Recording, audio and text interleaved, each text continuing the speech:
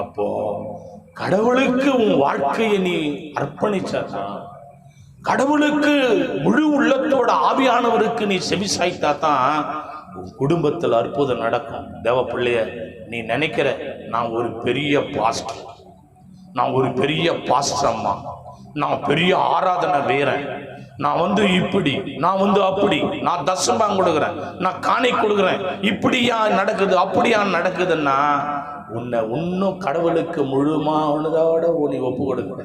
கரங்களை தட்டி எத்தனை பேரு முழு மனதோட ஒன்றும் ஒப்பு கொடுக்கல? அல்லேலூயா.